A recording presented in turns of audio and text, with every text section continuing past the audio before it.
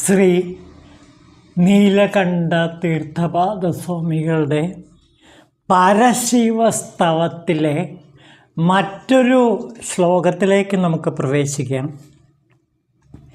മതിവൃത്തി വറുത്ത വിത്ത് തൻ സ്ഥിതിയേന്തും ദശ വന്നുകൂടുവാൻ അതിസത്വസമർത്ഥമൂർത്തിയാം ശിതികണ്ഠൻ കൃപയാർന്നിടേണമേ. ശിതികണ്ഠൻ പരമശിവൻ കൃപയാർന്ന് എന്നെ അനുഗ്രഹിക്കണമേ.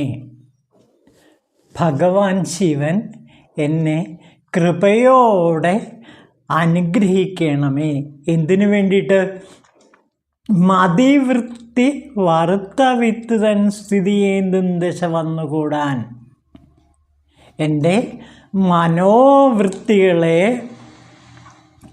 വറുത്ത വിത്ത് പോലെ എത്തിച്ചേരാൻ വേണ്ടി, ആ അവസ്ഥ വന്നുകൂടാൻ വേണ്ടി അല്ലയോ ഭഗവാൻ അങ്ങ് എന്നെ അനുഗ്രഹിക്കണമേ എന്നാണ് ഇവിടെ തീർത്ഥപാദസ്വാമികൾ ഭഗവാനോട് പ്രാർത്ഥിക്കുന്നത്. അത് വ്യക്തിപരമായൊരു ആഗ്രഹമാണ്.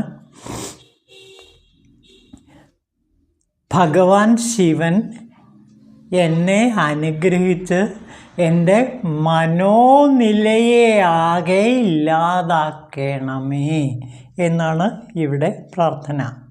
മനോവൃത്തി പ്രവാഹത്തെ അങ്ങ് ഇല്ലാതാക്കണം. ഏതുപോലെ? വറുത്ത വിത്ത് പോലെ. സാധാരണ ഉപനിഷത്തുകളിലുള്ള ഒരു അലങ്കാര കൽപ്പനയാണിത്. വറുത്ത വിത്ത്, അതായത് ഒരു വിത്ത് മണ്ണിലിട്ട് നനച്ചാൽ അത് കിളിർത്ത് വരും. എന്നാൽ അത് വറുത്തതിന് ശേഷം അതിൻ്റെ ആ മുള നശിച്ചു പോകും. പിന്നീട് അതൊരിക്കലും മുളയ്ക്കില്ല.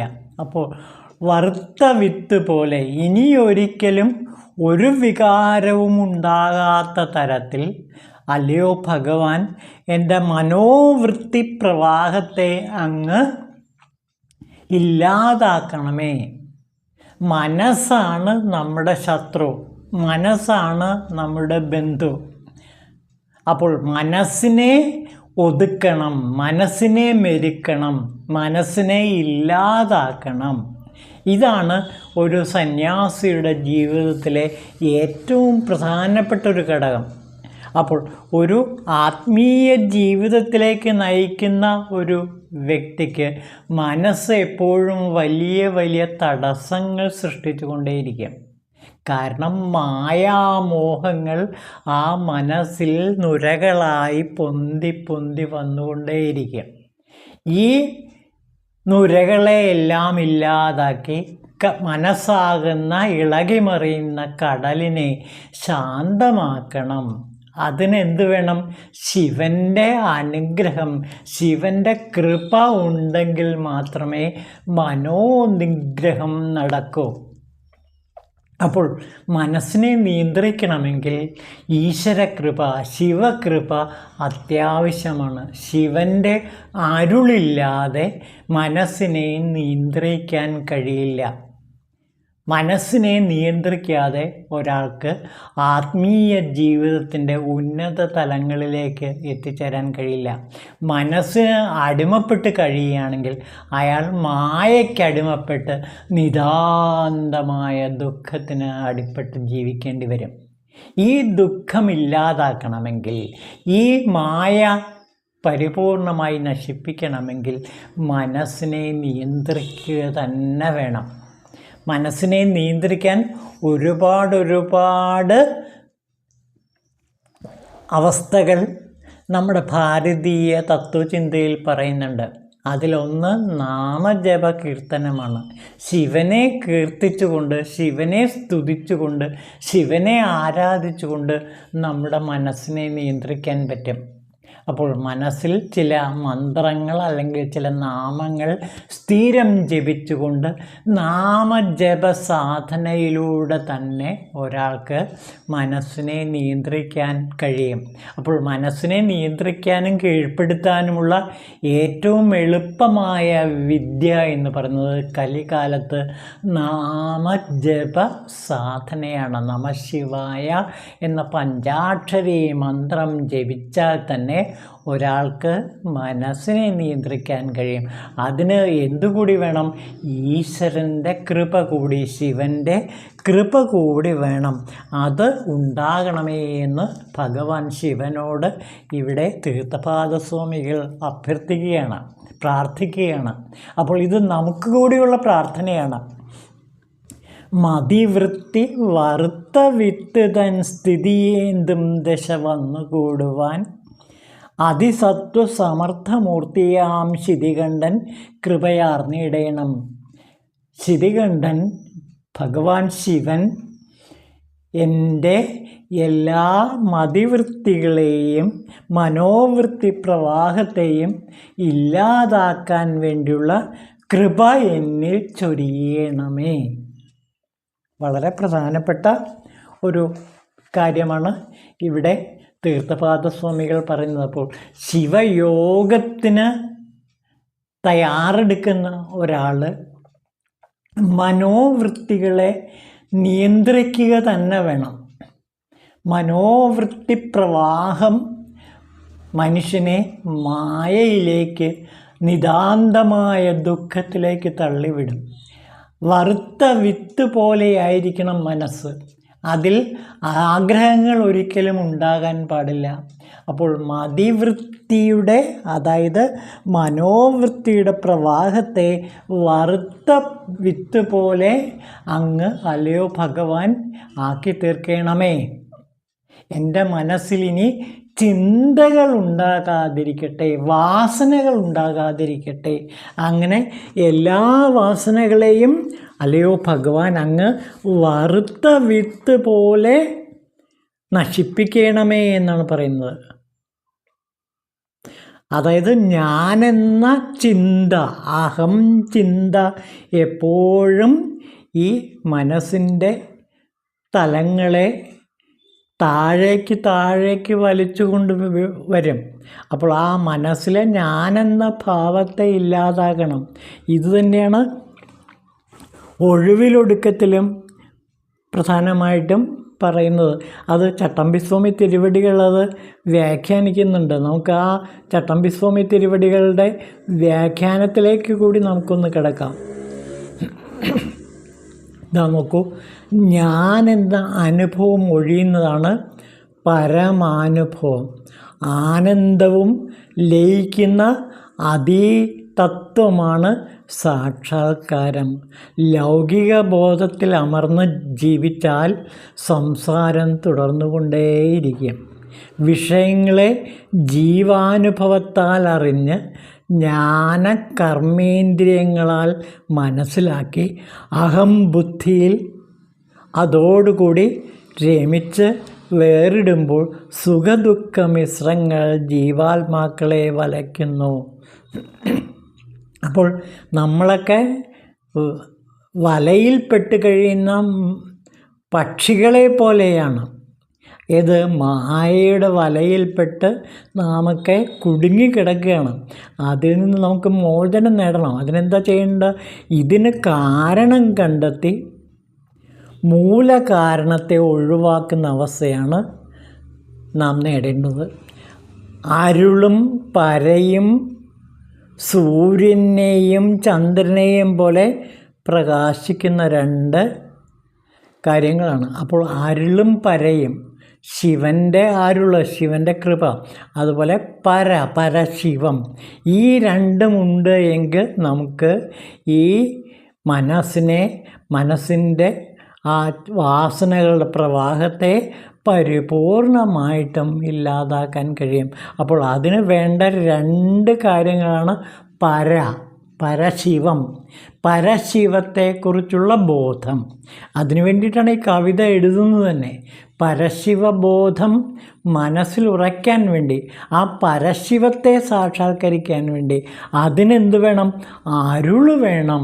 അപ്പോൾ പ്രധാനമായിട്ടും മനസ്സിനെ ഇല്ലാതാക്കാൻ, വറുത്ത വിത്ത് പോലെ വാസനകളെ എല്ലാം നശിപ്പിക്കണമെങ്കിൽ ഈ രണ്ട് കാര്യങ്ങൾ നമുക്ക് ആവശ്യമാണ്. ഒന്ന് പരശിവം, മറ്റൊന്ന് അരുള്. അങ്ങനെ അരുളും പരയും ഉണ്ട് എങ്കിൽ നമ്മുടെ മനസ്സിലെ എല്ലാ മനോപ്രവാഹങ്ങളെയും അതേപോലെ തന്നെ എല്ലാ വാസനകളെയും വറുത്ത വിത്ത് പോലെ നശിപ്പിക്കാൻ കഴിയും. അപ്പോൾ അതിൽ എന്ത് വേണം? പരയെ നാം ഹൃദയത്തിൽ ആവാഹിക്കണം, പരശിവത്തെ നാം ഹൃദയത്തിൽ സാക്ഷാത്കരിക്കണം. അതിനു വേണ്ടിയിട്ടാണ് ഈ കവിത എഴുതുന്നത് തന്നെ.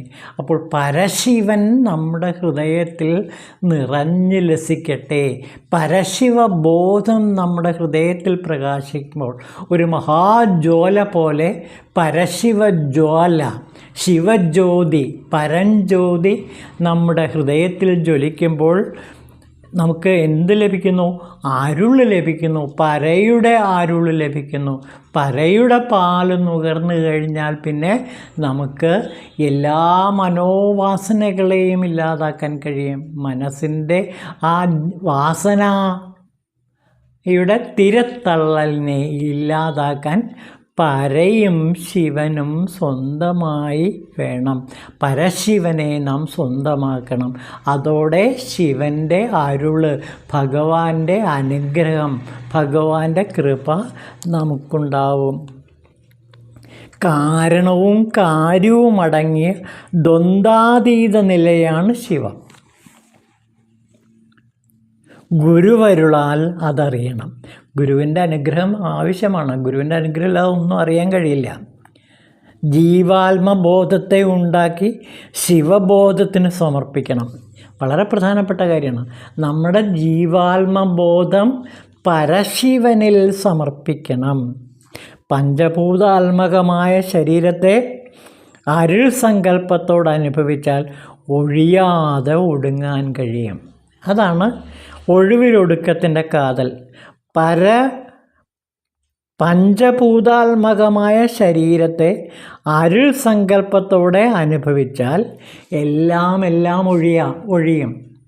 അപ്പോൾ ഏറ്റവും പ്രധാനപ്പെട്ടത് പഞ്ചഭൂതാത്മകമായ ശരീരത്തെ അരുൾ സങ്കല്പത്തിൽ ലയിപ്പിക്കണം. അതായത് പരശിവനിൽ ലയിപ്പിക്കണം. പറയാൻ എളുപ്പമാണ്, പക്ഷേ അത് നിരന്തര സാധനയിലൂടെ, നിരന്തരമായ ജപസാധനയിലൂടെ മാത്രമേ ഇതൊക്കെ നടക്കുകയുള്ളൂ. അതിനു വേണ്ടിയിട്ടാണ് ഈ സ്തോത്രം തീർത്ഥപാദസ്വാമികൾ എഴുതിയത് തന്നെ. പഞ്ചഭൂതാത്മകമായ ശരീരത്തെ ശിവസങ്കല്പത്തിൽ, പരശിവസങ്കല്പത്തിൽ ലയിപ്പിക്കണം. അങ്ങനെ ജീവബോധം ശിവബോധമായി തീരും. തൃത്വം അടങ്ങുമ്പോൾ കാലവും അടങ്ങുന്നു. അപ്പോൾ തൃത്വം, ആ 3 തൃത്വങ്ങൾ അടങ്ങുമ്പോൾ, അതായത് ഞാൻ എന്ന അവസ്ഥ, അവൻ എന്ന അവസ്ഥ, നീ എന്ന അവസ്ഥ, ഈ 3 അവസ്ഥകളും അടങ്ങുമ്പോൾ ആ തൃത്വസങ്കല്പം, അത് ബൈബിളിലുമുള്ളതാണ്. തൃത്വസങ്കല്പം, ഈ തൃത്വസങ്കല്പം ഹിന്ദു ദർശനങ്ങളിലും ക്രൈസ്തവ ദർശനങ്ങളിലും അതുപോലെ ഗ്രീക്ക് ദർശനങ്ങളിലും ഏറെക്കുറെ സമാനമായ രീതിയിലാണ് ചിത്രീകരിക്കുന്നത്. അല്പസ്വല്പ വ്യത്യാസമുണ്ട്. പക്ഷേ ആത്യന്തികമായി ഗ്രീക്ക് മിത്തോളജി പറയുന്ന ആ ഏകത്വത്തിൽ ഈ തൃത്വം ഒന്നിക്കും എന്ന് നമുക്ക് മനസ്സിലാക്കാൻ പറ്റും. ആദ്യം നമുക്ക് ഹിന്ദുയിസത്തിലെ ഈ തൃത്വസങ്കല്പം എന്താണെന്ന് നോക്കാം. അത് ബ്രഹ്മ വിഷ്ണു ശിവസങ്കല്പവുമായിട്ട് ബന്ധപ്പെട്ടതാണ്. ബ്രഹ്മാവ്, സൃഷ്ടികർത്താവായ ബ്രഹ്മാവ്, പിന്നെ പരിപാലിക്കുന്ന, സ്ഥിതി ഉണ്ടാക്കുന്ന വിഷ്ണു ഭഗവാൻ, പിന്നെ സംഹാരാത്മകനായ രുദ്രൻ. അങ്ങനെ ബ്രഹ്മ വിഷ്ണു ശിവസങ്കല്പത്തിലാണ് ഈ തൃത്വം പ്രധാനമായിട്ടും ഹിന്ദുയിസത്തിൽ കാണുന്നത്. അതേസമയം തന്നെ ക്രിസ്ത്യാനിറ്റിയിൽ ഇത് എന്താണ്, പുത്രൻ, പിതാവ്, പരിശുദ്ധ ആത്മാവ് എന്ന് 3 തൃത്വത്തിൽ എത്തിച്ചേരുന്നുണ്ട്.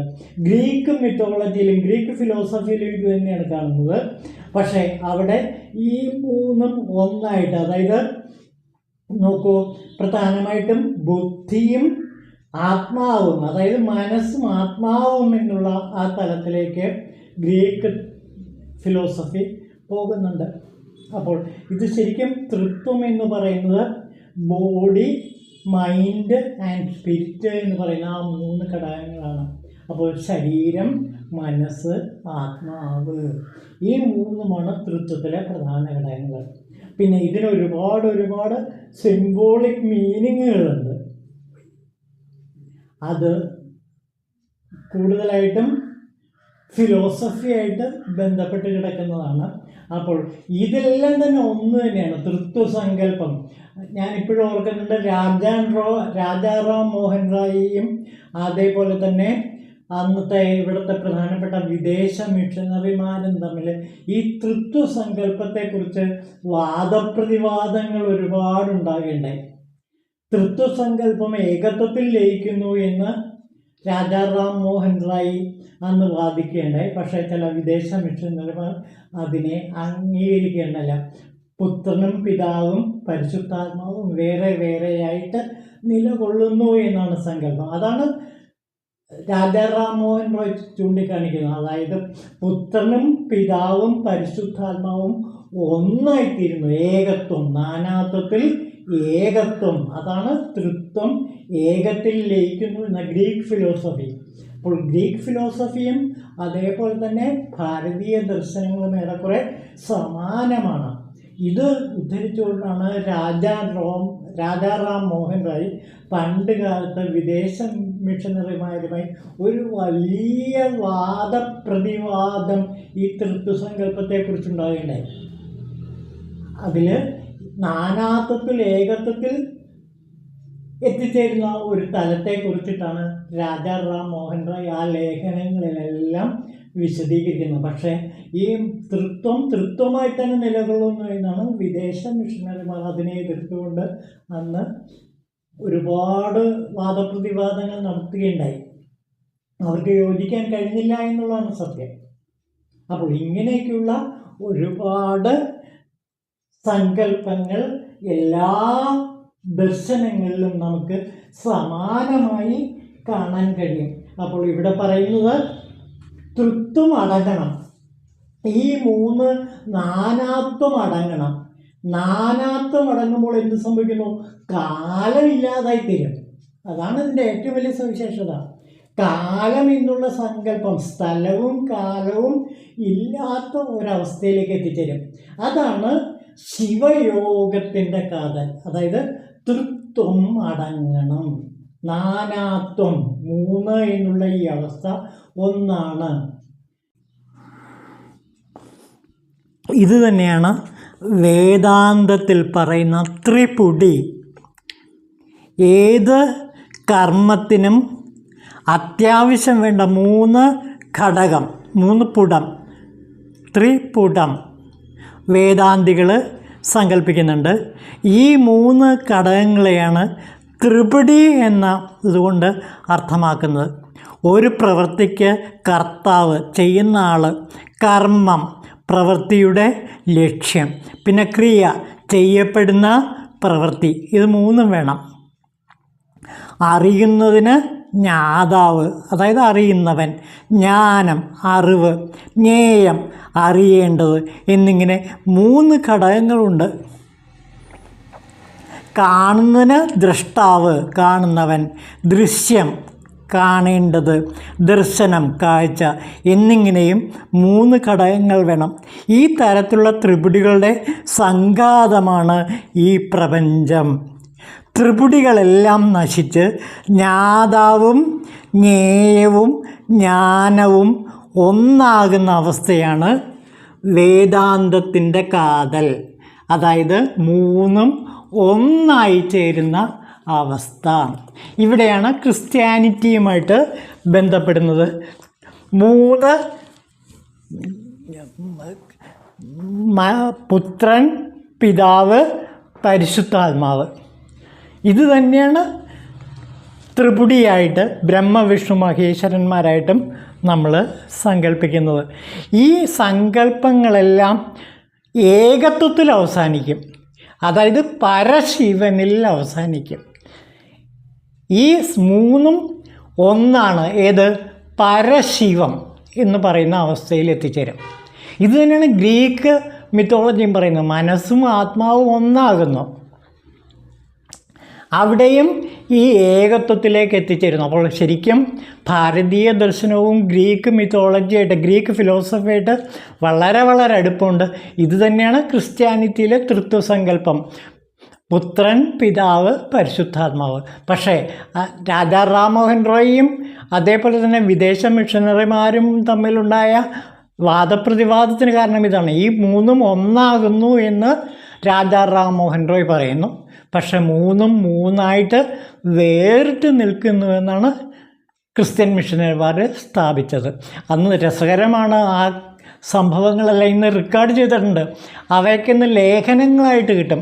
രാജാ റാംമോഹൻ റോയിയും വിദേശ മിഷണറിമാരും തമ്മിൽ നടന്ന ഈ ചർച്ചകൾ, ഈ സംവാദങ്ങൾ എല്ലാം തന്നെ ഇന്ന് ലേഖനങ്ങളായിട്ട് നമുക്ക് കിട്ടും. അവിടെ അത് വായിക്കുകയെന്ന് വെച്ചാൽ നല്ലൊരു അനുഭവമാണ്.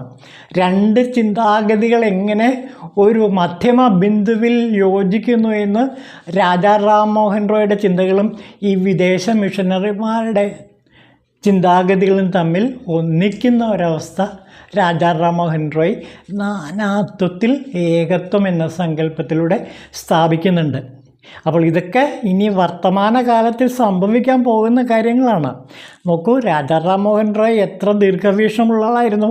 ബ്രഹ്മസങ്കല്പം, എല്ലാം ബ്രഹ്മത്തിൽ, അതായത് പരശിവം. ആ പരശിവത്തെക്കുറിച്ചാണ് ഇവിടെ നീലകണ്ഠ തീർത്ഥപാദസ്വാമികൾ ദശാബ്ദങ്ങൾക്ക് മുമ്പ് നമ്മളോട് ഈ സ്തവത്തിൽ, ശിവസ്തവത്തിൽ പറയുന്നത്. ഇന്ന് 2025 സെപ്റ്റംബർ മാസം വെള്ളിയാഴ്ചയാണ്. അതിൻ്റെ പ്രത്യേകത, ഇന്നാണ് തിരുവോണ ദിനം. തിരുവോണ ദിനവുമായിട്ട് ഈ ഞാൻ പറഞ്ഞ കാര്യങ്ങൾക്ക് ഒരുപാട് സാമ്യമുണ്ട്. തൃത്വം എങ്ങനെ ഏകത്വത്തിൽ ലയിക്കുന്നു എന്നതിനെക്കുറിച്ചിട്ടുള്ള ഒരു മഹാ ഇതിഹാസ കാവ്യമാണ് മഹാബലിയുടേത്. അതാണ് ഇന്നത്തെ ദിവസം, ഈ തിരുവോണ ദിവസം എനിക്ക് പറയാനുള്ളത്. മഹാബലി തൃത്വത്തിൻ്റെ സിമ്പലാണ്. തൃത്വത്തിൻ്റെ എന്ന് പറഞ്ഞിട്ടുണ്ടെങ്കിൽ അദ്ദേഹം ഞാനെന്ന ഭാവം, പിന്നെ ബോധം, പിന്നെ അതേപോലെ ദൃശ്യം, ഇതെല്ലാം ചേർന്ന, മൂന്നും ചേർന്ന ഒന്നാണ് മഹാബലി. അപ്പോൾ മഹാബലിയിൽ അഹംബോധത്തിൻ്റെ തൃത്വസങ്കല്പം നിറഞ്ഞു നിൽക്കുന്നു. ഈ തൃത്വസങ്കല്പത്തെയാണ് വാമനൻ എന്ന ഏകത്വം ചവിട്ടിത്താഴ്ത്തുന്നത്, ഇല്ലാതാക്കുന്നത്, താഴേക്ക് പാതാളത്തിലേക്ക് കൊണ്ടുപോകുന്നത്. അപ്പോൾ തൃത്വത്തെ, ഏകത്വം ഇല്ലാതാക്കി തൃത്വത്തെ തന്നെ ഏകത്വത്തിലേക്ക് കൊണ്ടെത്തിക്കുന്നു. അതായത് മഹാഭാഗവതത്തിൽ പറയുന്നുണ്ട്, പാതാളം പിന്നീട് മഹാബലി ചെന്ന് കഴിഞ്ഞപ്പോൾ അത് സ്വർഗരാജ്യമായി തീർന്നു എന്നാണ് പറയുന്നത്.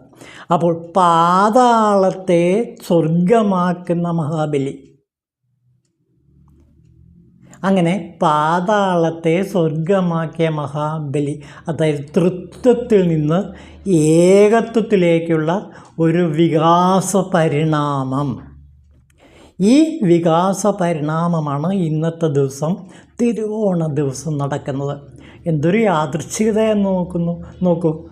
ഇന്ന് പറഞ്ഞ കാവ്യഭാഗവുമായിട്ട് നീലകണ്ഠ തീർത്ഥപാദസ്വാമികളുടെ പരശിവസ്തവത്തിലെ 2ാമത്തെ ശ്ലോകവുമായിട്ട് നാഭീനാള ബന്ധം ഇന്നത്തെ ദിവസം തിരുവോണത്തിനുണ്ട്.